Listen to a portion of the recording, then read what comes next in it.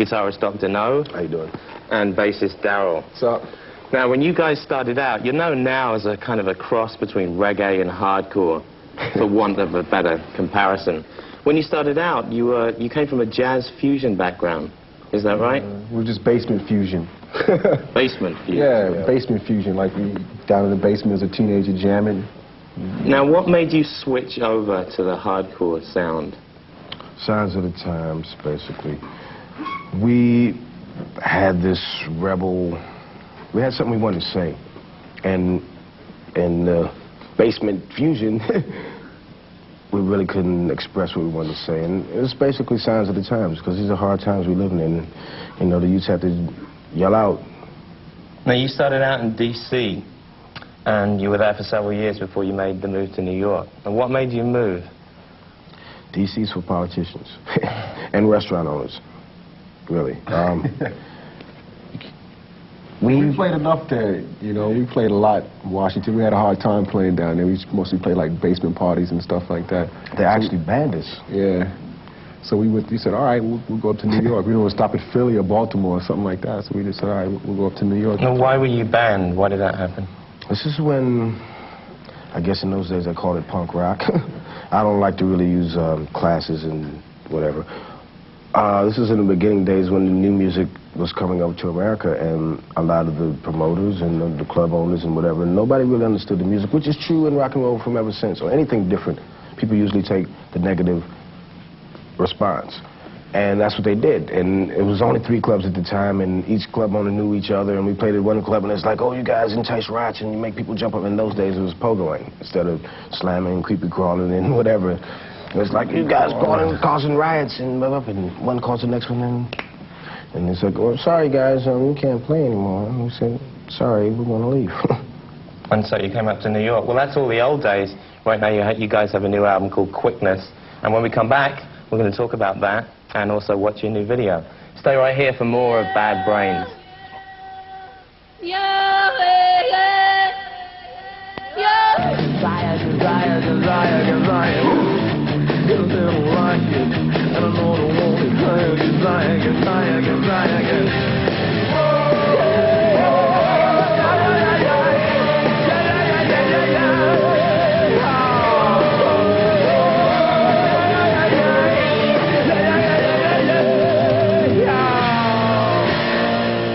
Welcome back. We're here with Dr. No and Darryl of Bad Brains. Now, perhaps the biggest black rock band since Jimi Hendrix is Living Colour. And guitarist Vernon Reid says it's not Jimi Hendrix that's influenced him so much as you guys. Now, how does that make you feel? Is that a compliment? Absolutely. But you see, each one teaches one. And we, meaning everyone in the world, because everybody has their things that they are good at. And no one person is good at all things. And yeah, it definitely makes us feel good. And we've helped each other out. It's kind of like each hand wash the other. Do you think that black rock music is making headway? Actually, to be truthful, which Vernon and them are trying to say with the Black Rock Coalition is that rock and roll is invented by black people. So whatever rock and roll is today, if that's not headway, what is it? But music don't have no colors. Music is a sound, you know, all forms of music. Now, one thing that you have in common with Living Colour is that you both are not afraid to confront political issues in your lyrics. One difference, though, is that there's a vein of spirituality running through your music and your lyrics. Now, how important is Rastafarianism to you? Well, Rastafari is a way of life to us, and this is what we live. So it's our life, so it is the utmost importance. And as you said, we do touch on some political aspects, but that's basically because they relate to certain spiritual things, messages that we're trying to get across, which is basically, you know, there is God. And you guys have a new album, Quickness. Is that a biblical term, quickness? What does that mean? Quickness, what we actually meant by quickness, entitling the record that is urgency, you know, with the swiftness, you know, with the quickness, because people have to wake up.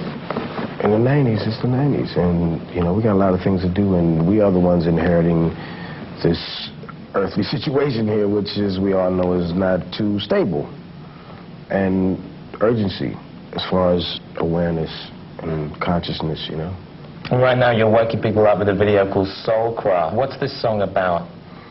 Well, Soulcraft is riding basically on the wings of God. You know, God is the craft, and, you know, it's from the soul. And just fly the Soulcraft. Put your trust in God, you know. Yeah. Let's take a look at that video right now. Bad Brains with Soulcraft.